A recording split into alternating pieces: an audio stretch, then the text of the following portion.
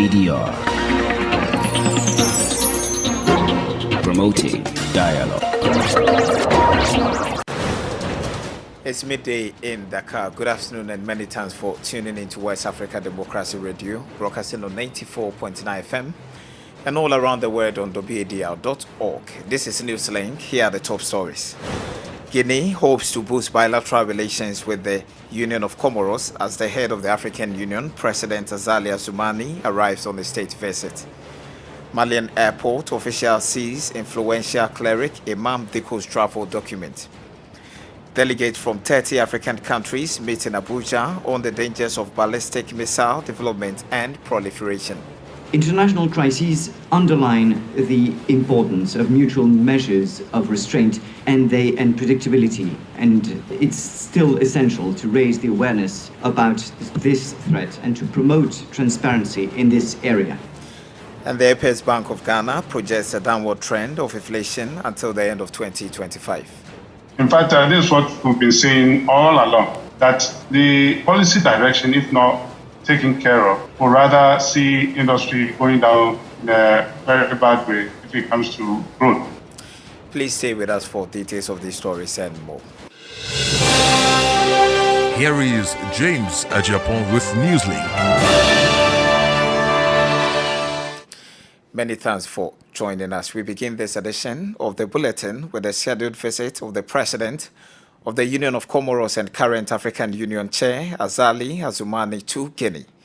The Transition Authority, announcing Assoumani's arrival later today, said the visit is important and marks a new stage in bilateral relations between Comoros and Guinea. Obiorika has the rest of the details.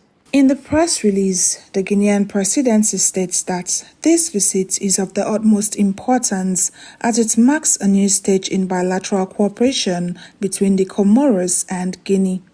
The text adds that Azali Assoumani's visit bears witness to the mutual commitment of the two leaders to strengthening their partnership in various fields. The current chairman of the African Union will hold talks with Colonel Mamadi Doumbouya. These highly significant meetings, in the words of the Guinean presidency, will enable both leaders to discuss issues of common interest, share ideas and experiences, and strengthen the political, economic as well as cultural ties between their countries. Conakry believes that Azali Assoumani plays an essential role in promoting unity and cooperation between African countries. According to the transitional authorities, this visit symbolizes the importance he attaches to consolidating ties between the member states of the African Union and finding collective solutions to the continent's current challenges. President Azali of Comoros joins the list of African leaders to step foot in Conakry since the overthrow of former President Alpha Condé by the Special Forces in September 2021. The last such visit was by Rwanda's Paul Kagame. Guinea, like other cool states, remains suspended from the continental body AU. Obiorika with that report. The Malian renowned cleric Imam Mahmoud Diko may be under the military's radar, according to sources, after airport officials seized his travel document on Thursday. His passport was confiscated at the Modibo Keita International Airport upon arrival from Mauritania, where he attended a conference of religious and traditional leaders. Matisi has more in the following report. Imam Mahmoud Diko's passport was confiscated from him on Thursday by the Bamako airport authorities just as he touched ground from the Mauritanian capital, Nouakchott. While in the neighboring country, the scholar took part in a consultative meeting for religious and traditional leaders in the Sahel and Sudan. The two-day event, themed Establishing Concord Among Yourselves, was organized by the African Congress for the Consolidation of Peace. No official statement has been issued by the government for the confiscation of his diplomatic passport, but public affairs analysts and commentators say the action must have originated from his continuous rejection of the draft new constitution, whose fate, according to electoral body, would be known today, Friday, June 23, 2023. Imam Diko, citing the inclusion of secularism in the new document, had called on Muslims to vote against its adoption in the June 18th referendum. The cleric reportedly led a demonstration by the League of Imams and Scholars of Mali on the last day of the referendum campaign to denounce the project. The influential imam, sources say, returned home without any confrontation, but his supporters have vowed to protest the junta's action. Matisi filed that report. Ahead of the June 24th elections in Sierra Leone, about a dozen or more international observations groups are already deployed to monitor the electoral process by some 3.3 million voters. The teams are drawn from the African Union, the regional bloc ECOWAS, European Union, Carter Center, and Commonwealth, among others. The deployment of observation missions, as routine as it is, has raised concerns among a section of the population about their number and subsequently the outcome of the elections. To clear the perspective, among other things, WADR's Patrick Salia in Freetown caught up with Linford Andrew, advisor and head of electoral support governance and peace at the Commonwealth. From the Commonwealth perspective, election observation forms part of a much broader picture. We have what we call a whole of election cycle approach to providing support to our member countries. And what the observation does is the important element here is not the observation itself per se. It is the recommendations that are offered in a constructive spirit to the member country concerned for consideration. And those recommendations are important because they will help the member country to improve the electoral processes, looking forward to the next electoral cycle. So we very much work throughout the electoral cycle. Post-election are very much part of the picture. We conduct pre-election assessment missions, for example, and post-election we also engage very closely with the member countries, especially once those reports have been published and disseminated to key stakeholders in country. So we work in different ways. The Commonwealth Secretary General will work obviously at the highest political levels to advocate for the take-up of these recommendations. Well, this is the fifth elections Commonwealth has observed in Sierra Leone, and the recommendations keep coming after every elections. Do you think your recommendations have been utilized well to improve on the subsequent election cycles? Well, the first thing to say is that the word recommendations is quite clear. There are recommendations, and we cannot impose those recommendations on any member country. It is up to the member country concerned to implement them. I should say we have a revised set of guidelines for Commonwealth election observation, and this was endorsed by Commonwealth leaders in 2018. At the Commonwealth Heads of Government meeting. And one of the elements of those revised guidelines was the encouragement by Commonwealth leaders for member countries to take up those recommendations and by establishing appropriate domestic mechanisms for this to be done. But this wasn't a prescriptive exercise. Member countries are free to choose their own system, how they wish to set up this exercise. So, for example, you will find by nature, if you look at previous Commonwealth Observer Group reports, that Commonwealth Observer Groups will encourage the appropriate election management body to conduct a post-election review, firstly, and secondly, then to consider establishing an appropriate mechanism to take this forward. So, whether recommendations are taken up or not, it's up to the sovereignty of the country concerned. We cannot prescribe that to any country. Fresh and breaking news all the time. Hear it first as the news breaks, only on West Africa Democracy Radio. Newslink continues. If you are just tuning in, this is Newslink on West Africa Democracy Radio, broadcasting on 94.9 FM. We are streaming all around the world on WADR.org. Nigeria is hosting a conference in Abuja aimed at promoting transparency among African nations in the development of ballistic missiles. The two-day event is designed to get the participants to engage in in-depth discussions and exchange of ideas intended to address the various aspects of the Hague Code of Conduct against ballistic missile proliferation. WADR's Usman Umar in Abuja has more. Diplomats, military officers, security experts, and policy makers from 30 African countries met on a round table at the Ministry of Foreign Affairs, Abuja, to discuss the proliferation of ballistic missiles and immediate solutions. Although 30 countries worldwide have active ballistic missile programs, in Africa, only Egypt has operational ballistic capabilities. But the concerns are that without control, ballistic missiles can be used to deliver weapons of mass destruction. Alexander Hudaya is the Secretary General, Foundation for Strategic Research. This proliferation is not a theoretical debate. It's a concrete reality, as is the use of missiles on the battlefield.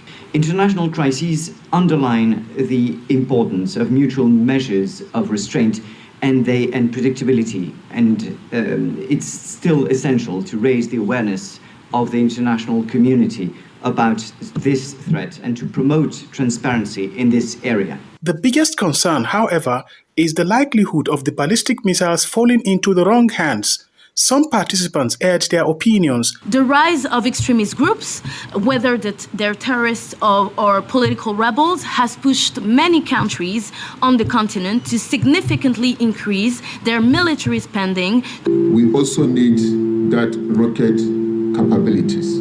Distinguished delegates, it is therefore natural for NASDA to engage in rocketry research. Our rocketry research is purely for peaceful purpose. With the activities of terror groups such as ISWAP and its affiliates in Africa, conferences like this may just be coming right on time, since the goal is to get African countries to be more transparent in the development of ballistic missiles capable of delivering weapons of mass destruction. For Newslink on West Africa Democracy Radio, Usman Umar reporting from Abuja. Let's get to Burkina Faso, where the special representative of the Secretary General and head of the United Nations Office for West Africa and the Sahel, UNOWAS, Leonardo Santos Simao, ended his visit to Burkina Faso Thursday with a reaffirmation of the UN support to Ouagadougou. This was announced in a statement released on Friday as part of his familiarization tour with the authorities of the countries in the sub-region following his appointment. According to Simao, the UN, in coordination with the Economic Community of West African States, ECOWAS, will augment its effort in promoting stability, peace and development in Burkina Faso. The UN Special Representative was welcomed by the President of the Transition, Ibrahim Traoré, and the Prime Minister, Apollinaire Joachim Tchelem Tambela. Before his audience address, he had a sessional forum with the Minister of Foreign Affairs, Olivia Ramba, and members of the government. Still in Ouagadougou, the Burkina Faso government is stepping up efforts to boost the nation's agricultural sector by investing 10 billion CFA francs to improve the accessibility of both conventional and organic cotton input for the 2023-2024 season. The cotton sector, one of the primary contributors to the country's national economy, aside from gold, has recently witnessed a drastic drop in production. Abdullahi Hassan has more in this report. Burkina Faso's cotton production dropped by 22% for the 2022-2023 season, despite an increase in cultivation area. Figures confirmed an estimated 405,790 tons of production for the current season against 520,934 tons for the previous season. According to the government, the average yield also fell by 25% and stands at 650 kilograms per hectare. However, several factors, including a hike in fertilizer prices and the unavailability of fertilizer stocks, contributed to the loss even when the state invested 72.8 billion CFA francs, which amounts to $150 million in the sector. The forthcoming cotton campaign nonetheless indicates the floor purchase prices for kilogram to producers at 325 CFA francs for the first choice and 300 CFA francs for the second choice, an increase of 25 CFA francs per kilogram compared to the past campaign. The expected areas to be sown are estimated at 740,000 hectares for a forecast production of 646,500 tons of seed cotton. Faced by the drop in their income, several thousand Burkinabe cotton producers had begun to abandon the sector since 2006. Cotton cultivation, which supports hundreds of thousands of people in Burkina Faso, is also taking a hit due to the worsening security situation, which forced several farmers to abandon their fields. Abdullahi Hassan filed that report. Barring any unanticipated shocks, the Bank of Ghana is forecasting Ghana's inflation will gradually trend downwards until the end of 2025. According to the May 2023 Monetary Policy Report by the Central Bank, risks to the inflation outlook are fairly tilted to the downside, supported by favorable price development, including the tight monetary policy, the relative stability of the local currency, and the decline in S-pump petroleum prices. From Accra, Atiawin Lawson reports. Ghana's headline inflation decelerated from a peak of 54.1% in December of 2022 to 45% in March and further down to 41.2% in April 2023, driven by both food and non-food prices. The decline in headline inflation was occasioned by the deceleration in prices of both imported and locally produced goods. Reacting to the prediction captured in the monetary policy report by the Bank of Ghana, Courage Boti, a financial analyst, believes the projections are valid and achievable. We've seen inflation trending down since the start of the year. The distortion in May, I think, largely is due to the price effect of the recent tariff adjustments and the revenue interventions, really. They will have a lag impact, and they have passed through maybe for June, July could lead to even slightly higher inflation again. But ultimately, it should resume a downturn.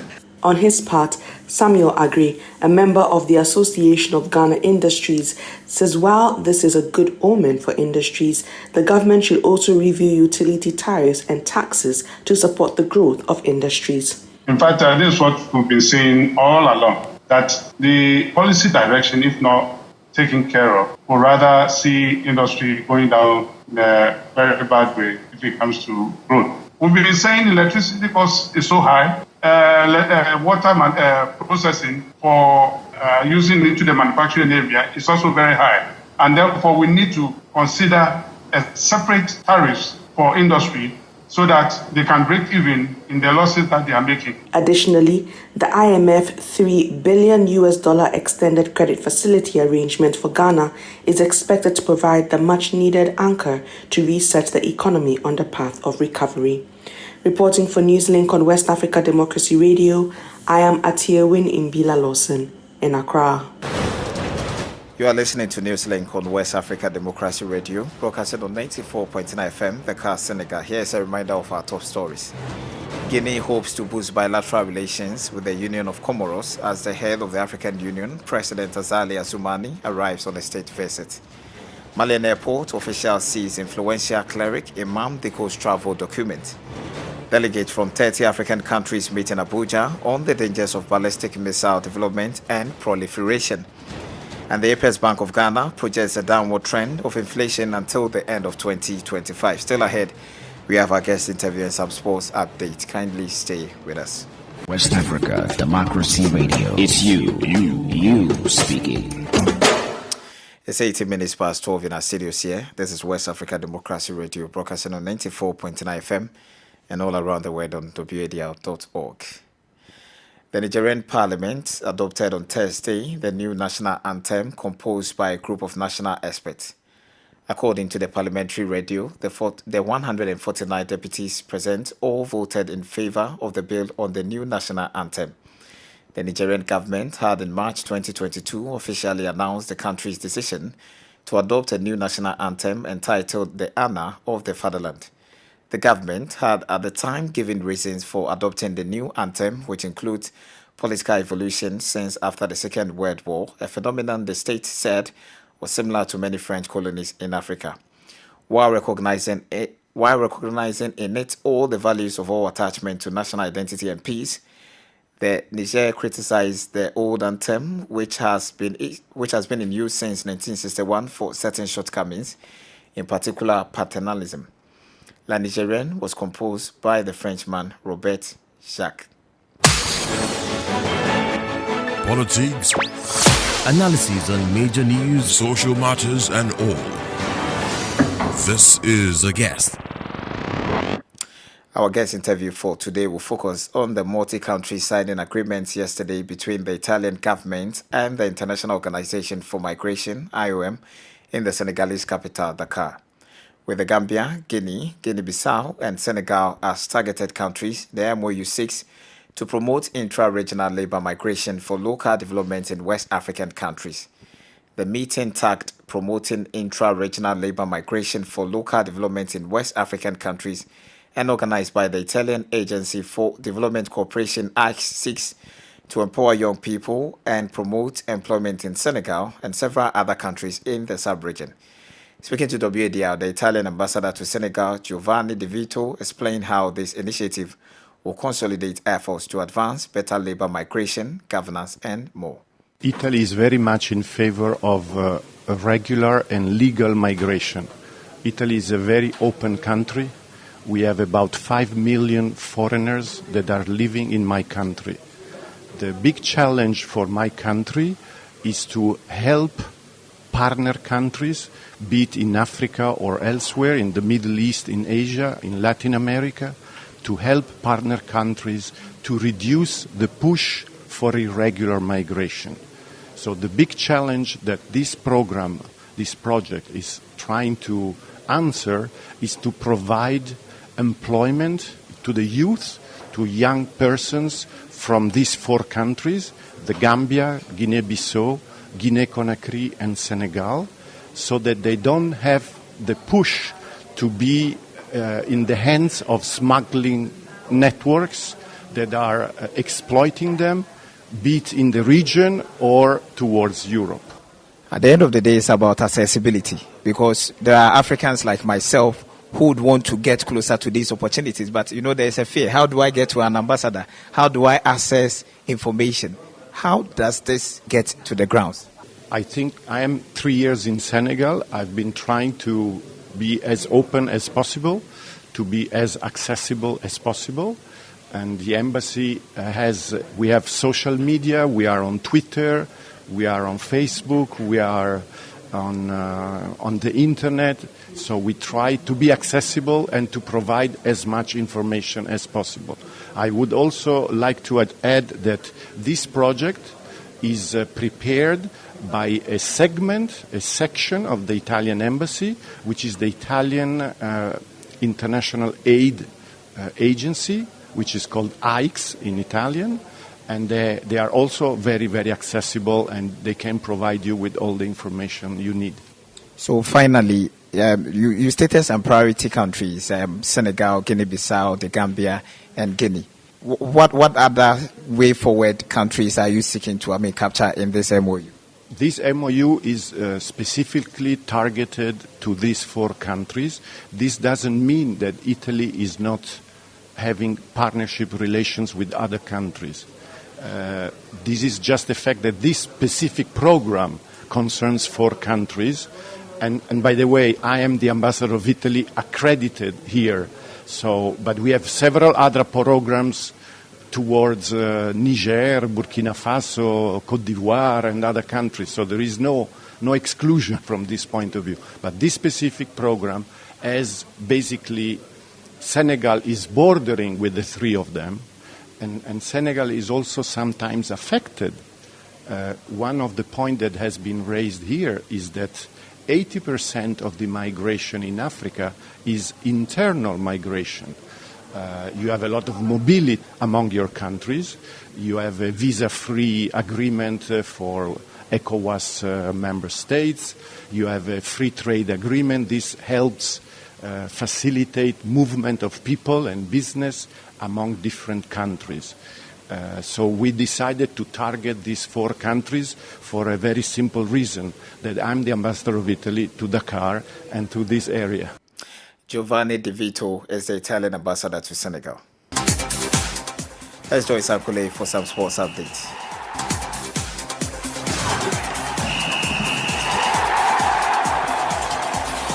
Hello there, warm welcome and thank you for joining us. The 23rd edition of the Milo Secondary School Basketball Championship National Finals is set to be staged on 7 July according to the organizers. The annual basketball competition, which will be held at the National Stadium with over 11,000 schools from across Nigeria's 36 states.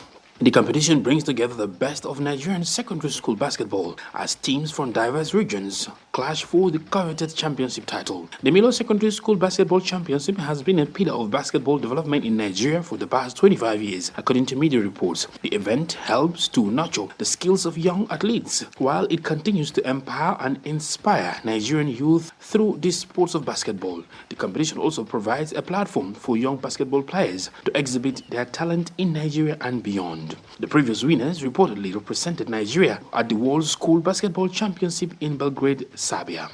Still in basketball, French side Quimper Ujab has signed former Senegalese international Momar Ndoye for the 2023-24 season. The 27-year-old Ndoye, who joined from Union Tours Metropole Basket, will spend the entire season in Quimper. Ndoye was a member of the Senegalese senior basketball team in 2019.